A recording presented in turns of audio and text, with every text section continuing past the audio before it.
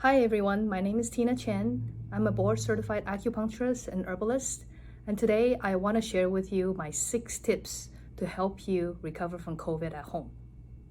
So, the first tip is, of course, a healthy diet.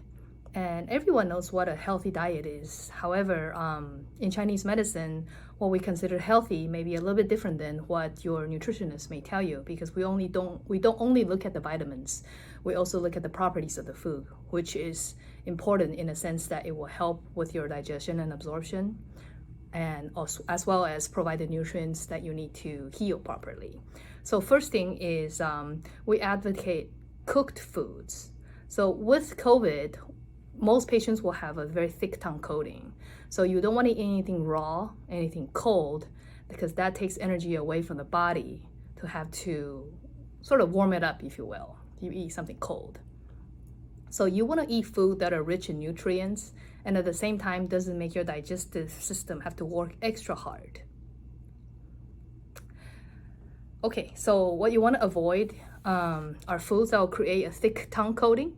The best time of the day to check your tongue coating is first thing when you wake up in the morning. That accurately reflects what's going on inside your body. So foods that will increase the coating, which in turn will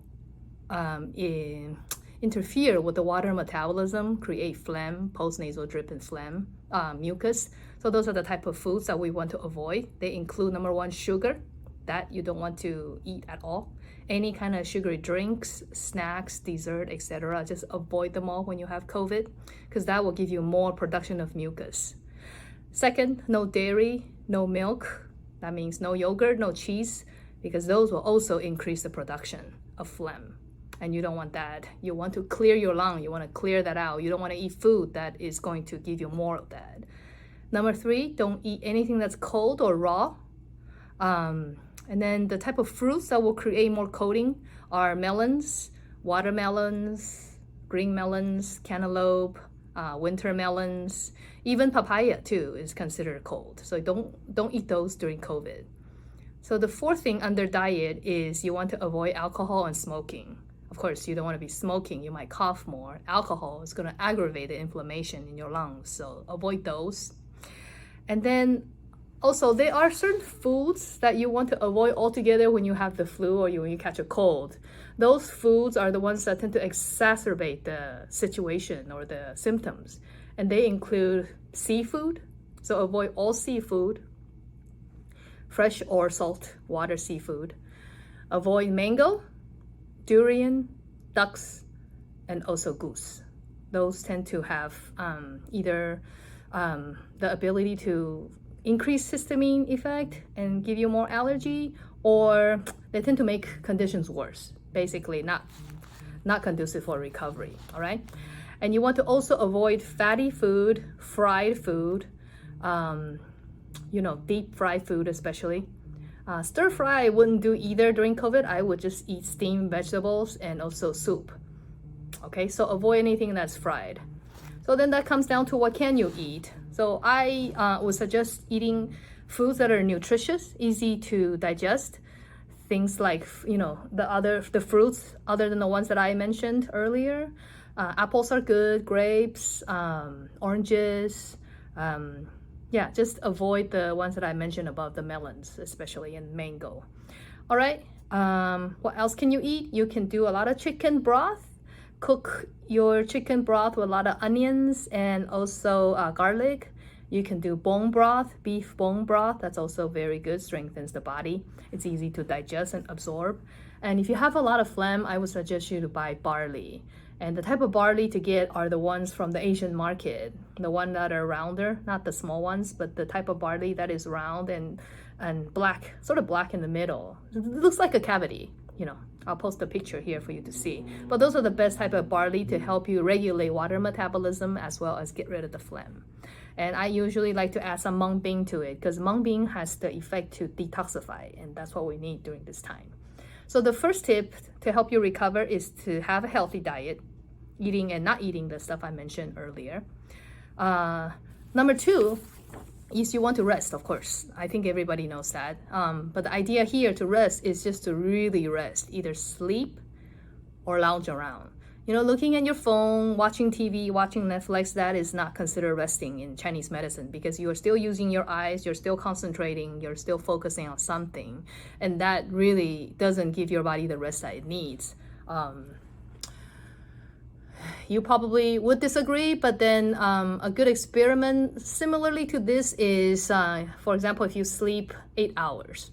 The 8 hours of sleep that you get from 9 p.m. to 6 p.m., that quality of sleep, compared to if you sleep from 3 a.m. to 12 noontime, still 8 hours, the next day your energy level and the way you feel will be completely different because, that 8 hours of sleep is at the wrong time. So it doesn't give you your body the rest that it needs.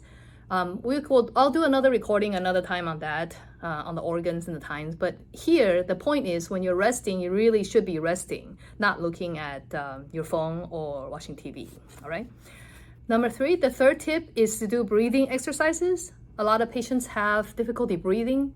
So you want to do this breathing exercise called the 6 healing sounds. So you can Google or you can find in YouTube a lot of videos on the different sounds and how they sound like. But what you want to do is you want to calm down and you want to take a deep breath in slowly and then breathe out slowly using the sound. So specifically, the sound for the lung is say.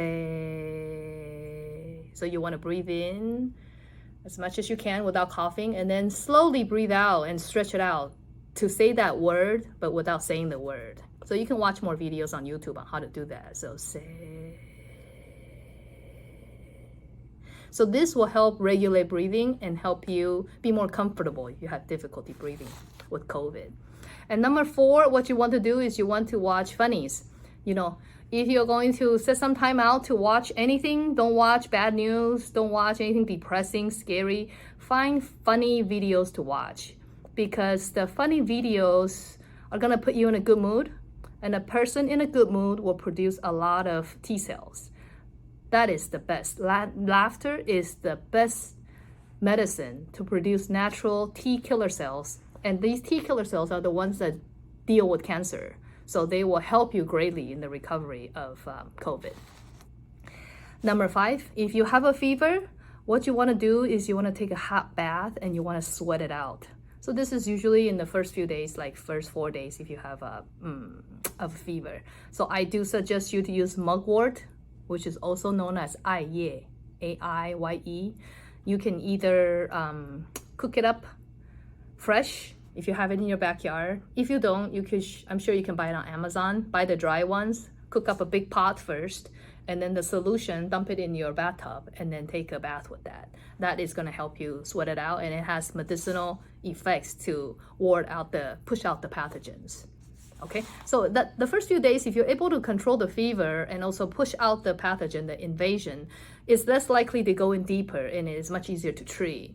And my last tip for you is to visit your local acupuncturist or herbalist. We are proficient in treating different types of colds, COVID no exception. There are different herbs that can help you ease the symptoms so that you can beat this. Okay, majority of the patients do fine with or without the herbs. There are, of course, ones that need to be, that are more serious and you do need to go to the hospital when you need to go to the hospital.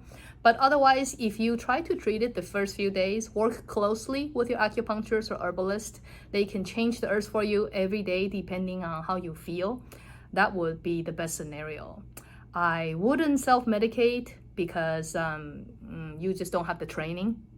For example, if you think astragalus is a great herb for the immune system, and when you have COVID or other colds, you take some astragalus thinking that you will strengthen your immune system, that is a no-no in our training, because anytime you have any kind of exterior pathogen or any kind of you're dealing with any kind of infection, you never ever want to take any tonics, because that will worsen the situation. It's sort of adding soldiers to the enemy, if you will, because you are then trapping it all inside. You shouldn't be strengthening yourself at that time, except for if you're really, really, really weak. And that is something that we would be able to decide better according to your blood pressure, heart rate, your pulse and tongue, and your general constitution when we see you.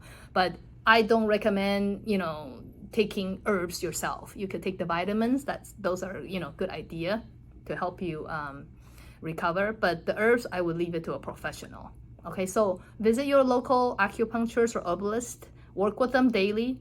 Also work with them after the COVID so that you can take care of any of the residual symptoms as well as whatever other symptoms that you may have so they don't have long-term COVID symptoms afterwards. Okay, if you don't know anybody in your area, feel free to email me. I am happy to refer somebody to you. I will list my email down below in the info section. Okay, so lastly, I want to talk about how do you know if you're getting better? So generally, your energy level will be better and the fever that you see will subside. If you don't see it flaring up around 8 o'clock or 9 o'clock at night, then you are on your way out of the woods. Most people will have afternoon fever. The fever will be high and then will gradually be lower and lower, with the medicine or the herbs you're taking. So what happens is, the fever will probably go from 101, 100 to 99. And then it will usually, for most people, come in the afternoon and then it will reach its peak, I guess hottest during 8 or 9 o'clock at night. So if you have days when you don't have the fever coming on in the afternoon, lasting until the evening, 2 or 3 days, if you're fever free, then usually that means you're pretty much out of the woods. What you then need to deal with are the whatever's remaining of the symptoms, and then just take care of that with the herbs, and you should be fine. The majority of the people that I've treated and have seen my colleagues treat, they recover anywhere from 7 days to 2 months. There are, of course, some ones that are very serious and they went to the hospital and they didn't do very well because they had pre-existing conditions. And I don't know how they were treating them at the hospital because in the beginning, nobody really knew what to do. So I wish you all good luck. These are the tips to help you recover at home. And stay healthy, everybody.